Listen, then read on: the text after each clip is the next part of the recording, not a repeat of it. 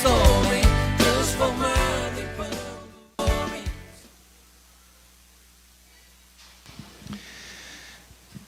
Caros irmãos, queridas irmãs, nesta quinta-feira depois da Santíssima Trindade, a Igreja celebra a solenidade do Santíssimo Sacramento do corpo e do sangue de Cristo. A Eucaristia é o sacramento dos sacramentos, porque os sacramentos são forças que saem do corpo de Cristo. E a Eucaristia é o sacramento do corpo de Cristo. Por isso ela é o sacramento dos sacramentos, ela é o Santíssimo Sacramento. Nela o próprio Jesus se dá a nós como alimento.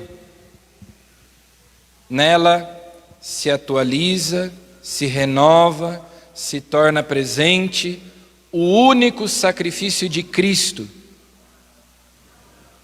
E nesta solenidade do corpo de Deus, Corpus Christi, nós manifestamos publicamente a nossa fé na presença real de Jesus na Eucaristia.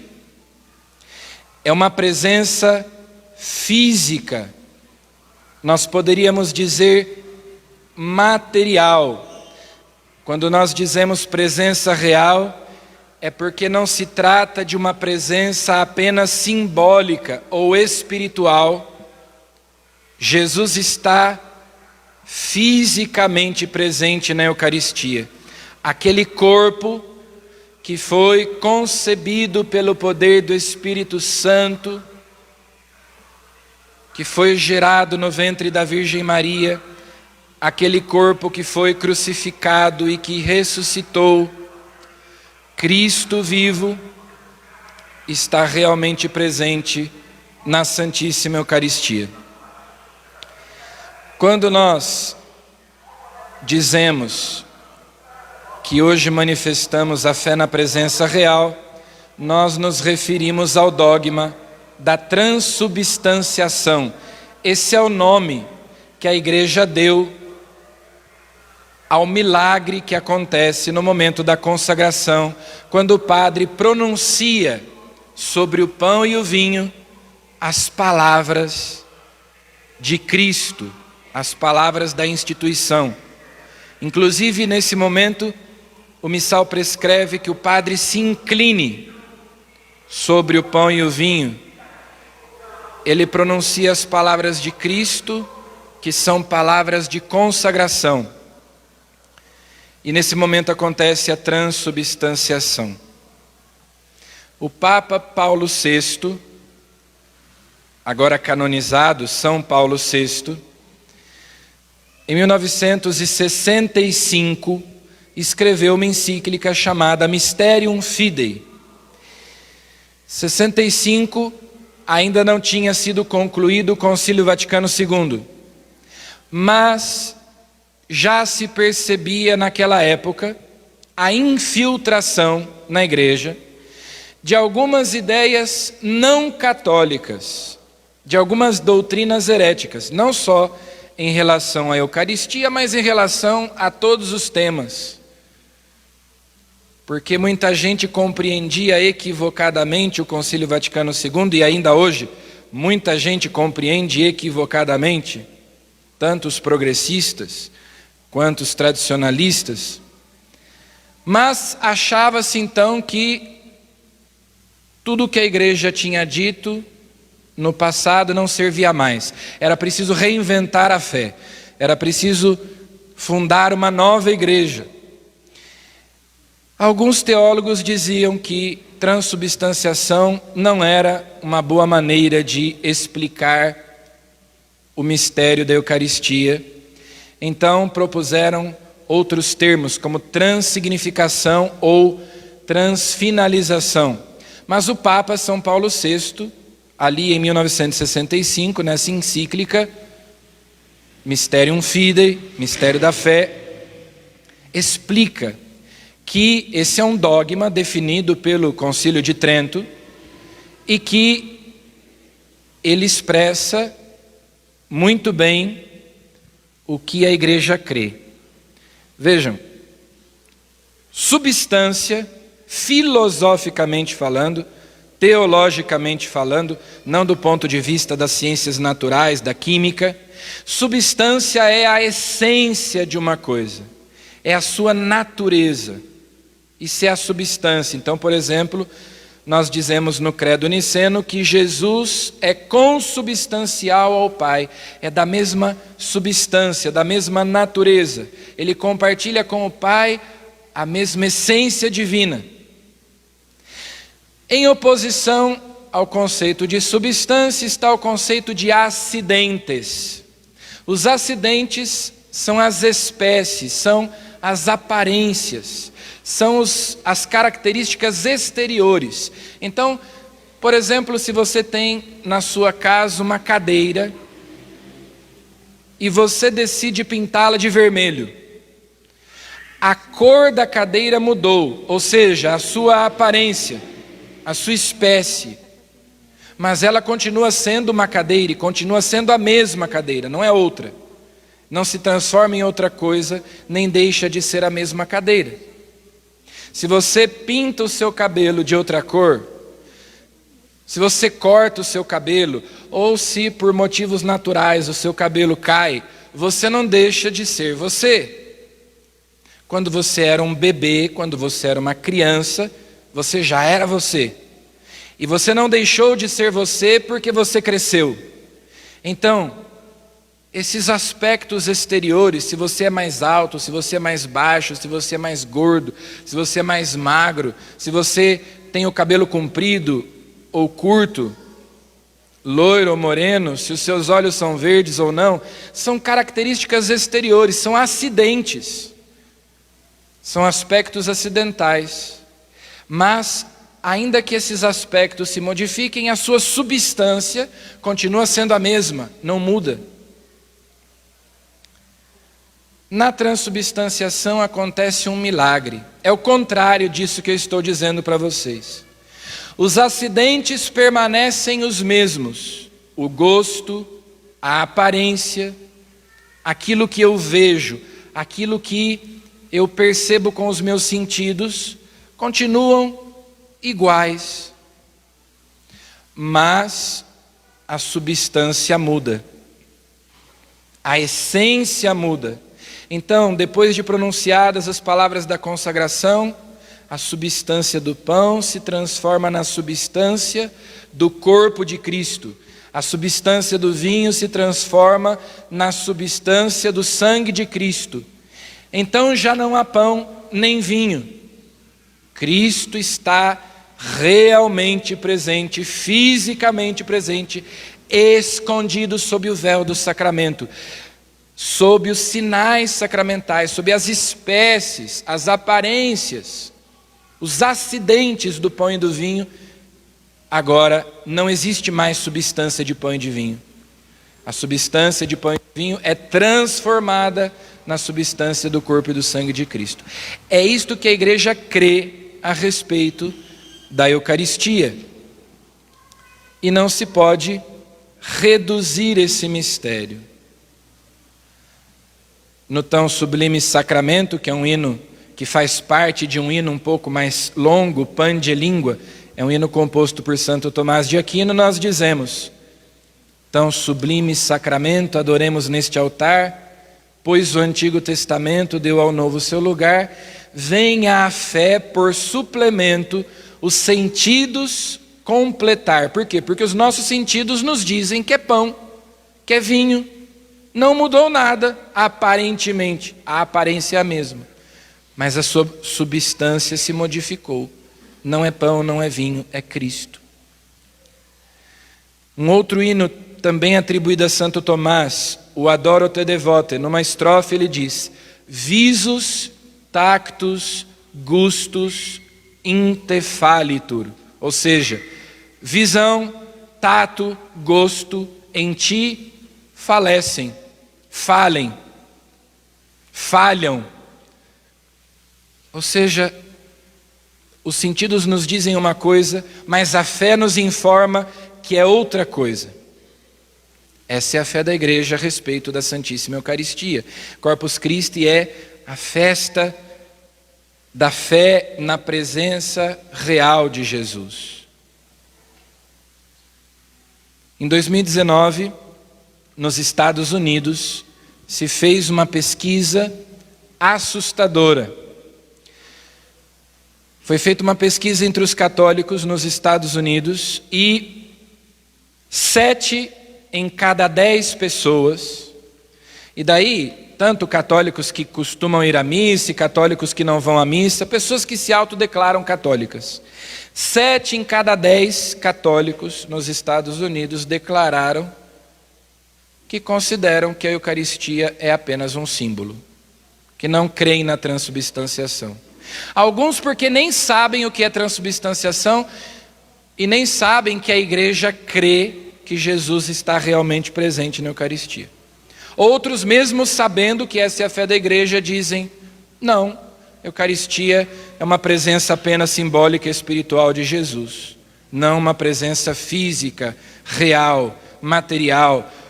Não creem na transubstanciação. 7 em cada 10, 69%. 1/3 apenas dos católicos lá, hoje, declaram crer na presença real. E isso não é diferente em outros lugares. Infelizmente, talvez não seja diferente no Brasil.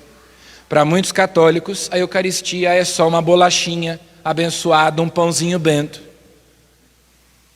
Que, inclusive, já ouvi tantas pessoas que se dizem católicas, mas eventualmente frequentam alguma seita protestante, dizendo: ah, mas eu fui à Santa Ceia lá, como se fosse a mesma coisa. E não é, primeiro porque essa não é a concepção que os protestantes têm, segundo porque eles não têm sacerdócio ministerial, e se não tem sacerdote ordenado, não tem Eucaristia, porque só o sacerdote ordenado pode consagrar validamente o pão e o vinho, pode confeccionar a Eucaristia. Só um sacerdote ordenado pode realizar esse milagre da transubstanciação em nome de Cristo. Então, infelizmente, nós vemos essas crises de fé, até uma certa apostasia, não só em relação à Eucaristia, em relação a tantas outras coisas da fé católica. E não só entre os leigos, é preciso dizer, com dor no coração, também entre o clero. Há muitos padres que não creem na presença real de Jesus na Eucaristia. E Deus me livre de dizer, mas talvez até alguns bispos. Ora, a maioria das heresias que existiram ao longo da história da igreja nasceram na cabeça de padres e bispos, de heresias que foram depois condenadas pela igreja, de doutrinas erradas. Infelizmente, não cabe a nós criticar ninguém, mas rezar pela santificação do clero. Mas é verdade, há um obscurecimento da fé. Dom Henrique Soares, bispo brasileiro falecido no ano passado, dizia: hoje parece que cada padre é de uma religião diferente. Porque muda o pároco, muda a fé. O pároco daquela paróquia mudou, agora mudou tudo, né? A fé mudou, os dogmas são outros. E a comunhão da igreja se realiza porque nós temos uma só fé. Uma igreja na qual cada pessoa acredita numa coisa diferente, não tem comunhão, não é possível a comunhão. Por isso hoje é um dia especial para nós nos lembrarmos dessas verdades a respeito das quais a igreja crê em relação à Eucaristia. Quem perde a fé já não pertence à igreja, deixa de ser membro da igreja. Quem comete um pecado mortal não deixa de ser membro da igreja, ainda que não esteja mais em estado de graça, mas não deixa de ser membro da igreja. Perde a caridade infusa, mas conserva a fé. Mas quem perdeu a fé já não é membro da igreja. Porque a fé que nos vincula a Cristo, é a fé que nos vincula à igreja. A carta aos Hebreus diz: sem a fé é impossível agradar a Deus. Por isso, a gente vê escândalos que nos entristecem no clero em relação à castidade, em relação a dinheiro, mas não existe nada pior do que um sacerdote que perdeu a fé, que ensina doutrinas heréticas, porque ele rouba a fé das pessoas. Ele induz as pessoas ao erro, e as pessoas perdendo a fé, elas já não pertencem à igreja. Nós devemos amar o sacerdócio e os sacerdotes e rezar pela santificação do clero. Porque sem os sacerdotes não há Eucaristia. Na mesma noite em que Jesus instituiu a Eucaristia, ele instituiu também o sacerdote. E a fé, o sacerdócio, e a fé na presença real de Jesus na Eucaristia não é uma invenção da Idade Média, como às vezes dizem os protestantes.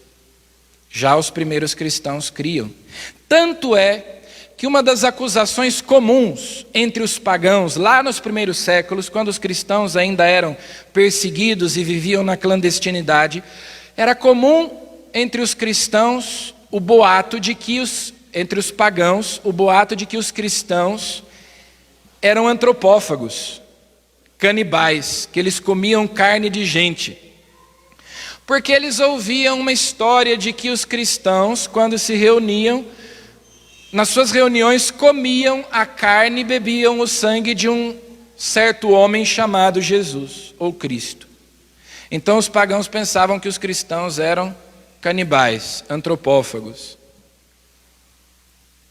Tanto é que São Justino Mártir, cuja memória nós celebramos na última segunda-feira, escreve apologias ao imperador Antonino Pio para defender os cristãos dessas acusações. E é a descrição mais antiga que nós temos de como os cristãos lá no século II celebravam a Eucaristia. E nós vemos que é de um modo muito semelhante ao que nós celebramos hoje, 2000 anos depois.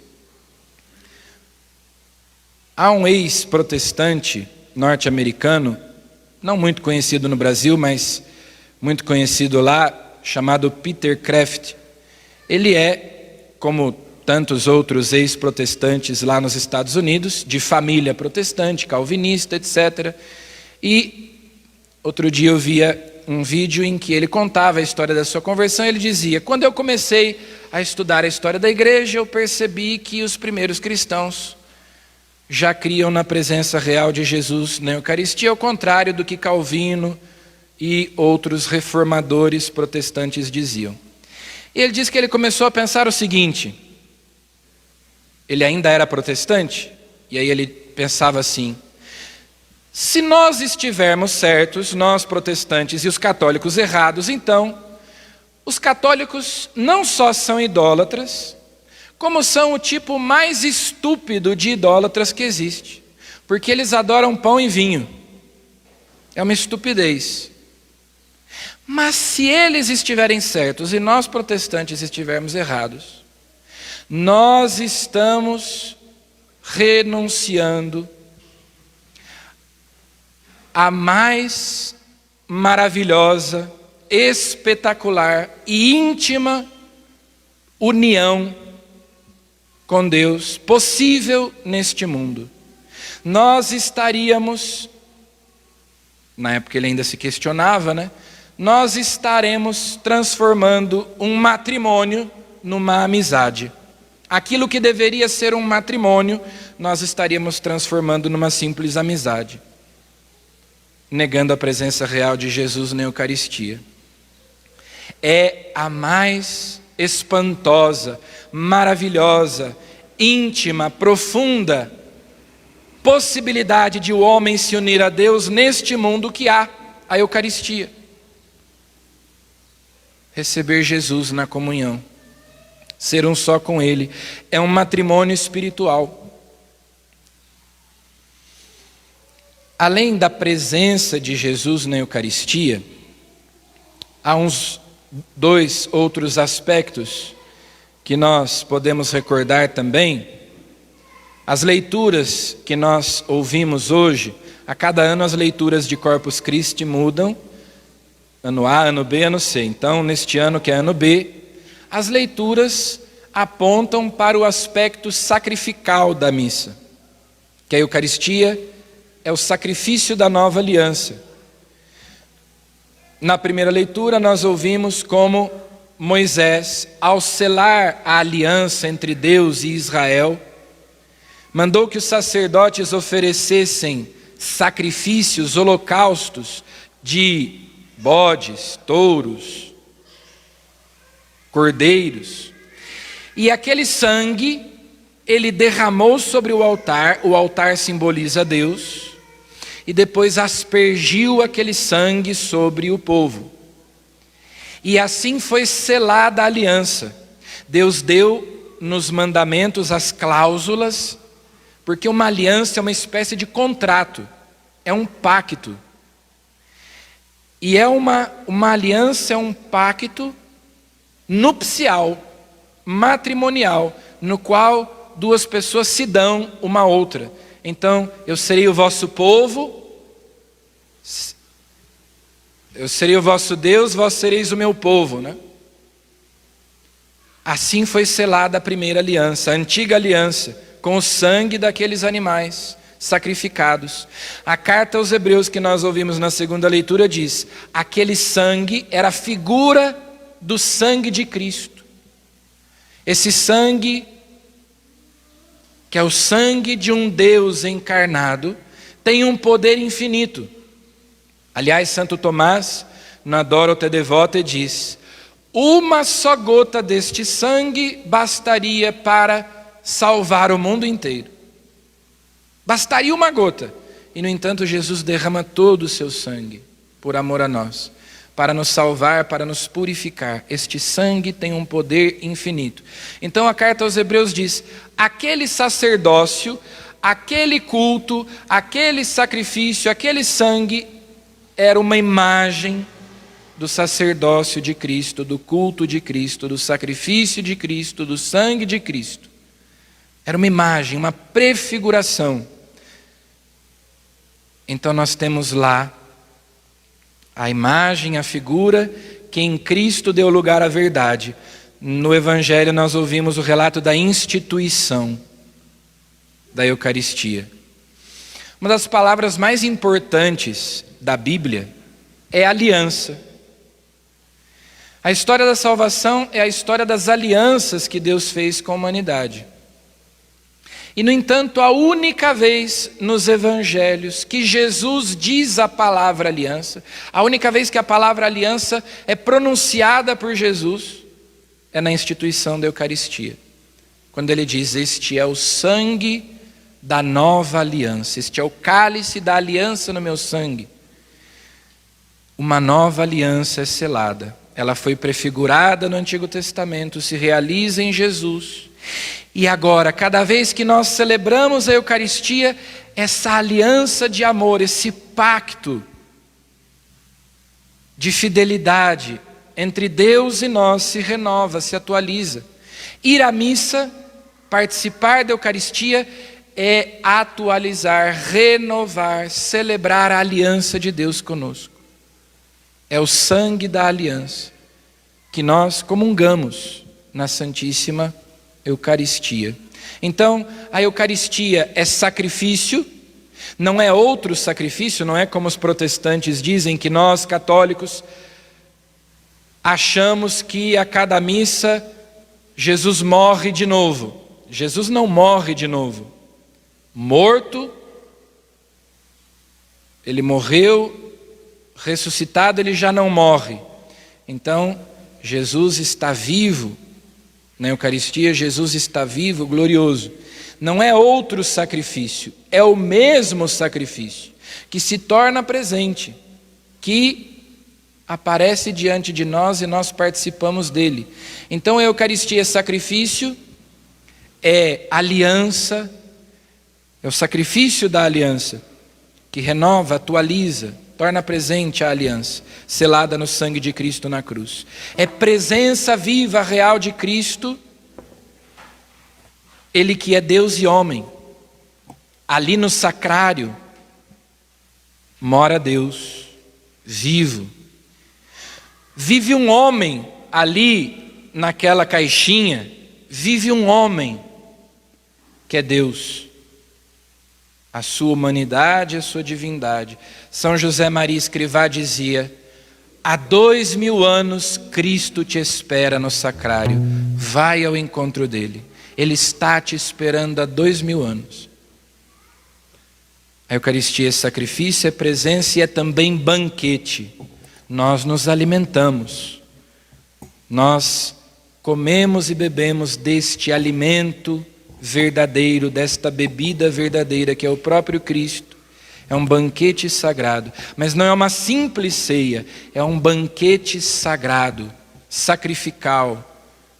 O que nós comemos e bebemos é o Cordeiro imolado por nós, é Jesus Cristo. Jesus é o amor encarnado, o amor materializado. E esse amor está também materializado para nós na Eucaristia fisicamente presente. Então, como dizia lá o Peter Kraft, é a mais maravilhosa, estupenda, íntima, profunda possibilidade de nós nos unirmos a Deus neste mundo, nesta vida. Por isso, para nós católicos, a Eucaristia é essencial.